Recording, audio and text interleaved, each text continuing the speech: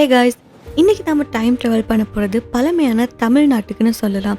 So தமிழ்நாட்டிலேருந்து பழமையான நகரங்களை பற்றி கேட்குறப்ப தமிழ் கலாச்சாரம் எவ்வளோ பழமையானதுன்னு சொல்லி புரிஞ்சுக்க முடியுமா இருக்கும். ஸோ தமிழ் கலாச்சாரம் ரொம்பவே பழமையான ஒரு கலாச்சாரம்னு சொல்லி நம்ம எல்லாருமே கேள்விப்பட்டிருப்போம். அதுக்கான மிகப்பெரிய சாலிட் ப்ரூஃபாக இருக்கக்கூடியது தான் இந்த தமிழ்நாட்டில் இருந்த நகரங்கள்னு சொல்லப்படுது. ஸோ இந்த நகரங்களை பற்றி பார்க்கலாம். ஸோ முதலாவது பார்க்க போகிறது மதுரை, அறிவின் நகரம். முதல்ல ஆரம்பிக்கிறதே மதுரையில் இருந்து. ஸோ இந்த நகரம் பார்த்தீங்கன்னா 2500 வருடங்கள் பழமையானது.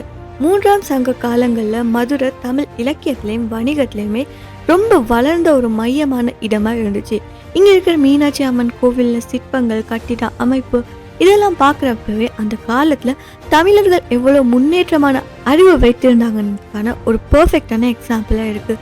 ஸோ அந்த காலத்திலே வெளிநாட்டு வணிகர்கள் ரோம, கிரேக்க மாதிரியான நாடுகள்லேருந்து வந்து இந்த மதுரையோட வணிகம் செஞ்சுருக்காங்க. அடுத்ததா காஞ்சிபுரம், பொற்கால நகரம்னு சொல்லப்படுது.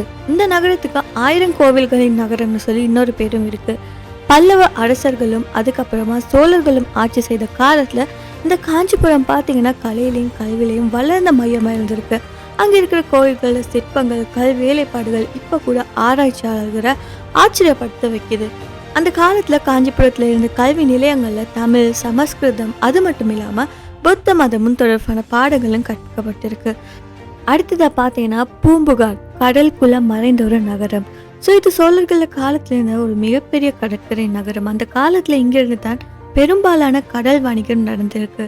தங்கம், பட்டு, மசாலா பொருட்கள்னு எல்லாமே வெளிநாட்டுக்கு இங்கிருந்து வணிகர்கள் அனுப்பியிருக்காங்க. ஆனா காலப்போக்கில் கடல் அலைகள் இந்த நகரத்தை முழுவதுமா மூழ்கடிச்சிச்சுன்னு சொல்லலாம். இப்போ அந்த பழைய நகரத்தோட இடிபாடுகள் கடலோட அடியில இருக்கிறதுன்னு சொல்லி ஆராய்ச்சியாளர்கள் கண்டுபிடிச்சிருக்காங்க. அண்ட் லாஸ்டா நம்ம பார்க்க போறது கோர்க்கை. இது முத்து நகரம்னு சொல்லப்படுது. இது பாண்டிய அரசோட பழமையான தலைநகரம்னு சொல்லலாம். அந்த காலத்துல கோர்க்கை உலகத்துக்கே பெயர் பெற்றதுன்னு சொல்லலாம். எதுக்காக தான் அதோட முத்து வியாபாரத்துக்காக. கடல்ல இருந்து கிடைத்த முத்துக்களை இங்க சுத்தம் பண்ணி வெளிநாடுகளுக்கு அனுப்பினாங்க. ரோமானிய நாணயங்கள், பழைய மண்பானைகள், வணிக பொருட்கள் எல்லாமே இந்த கோர்க்கையில கண்டுபிடிக்கப்பட்டிருக்கு. அது மட்டும் இல்லாம கோர்க்கை அந்த காலத்துல ஒரு பரபரப்பான துறைமுக நகரமா இருந்திருக்கு. வணிகம், கலை, நாகரிகம்னு தமிழர்களோட பெருமையை வெளிப்படுத்தக்கூடிய ஒரு பொக்கிஷமா இந்த கோர்க்கை இருந்திருக்கு. ஸோ காய்ஸ், தமிழ்நாடோட வரலாறு, கலாச்சாரம், நாகரிகம் இது எல்லாமே உலகத்துல ரொம்பவே முன்னேறி இருந்திருக்கு. மதுரை, காஞ்சிபுரம், பூம்புகார், கோர்க்கை இது எல்லாமே ஒவ்வொரு நகரத்துக்குமே ஒரு கோல்டன் ஸ்டோரி இருக்கு. ஸோ இப்படி பார்த்தா மறைந்த ஹிஸ்ட்ரிஸ் எல்லாம் உங்களுக்கு வேணும்னா மறக்காம நம்ம சேனலை சப்ஸ்கிரைப் பண்ணிக்கோங்க.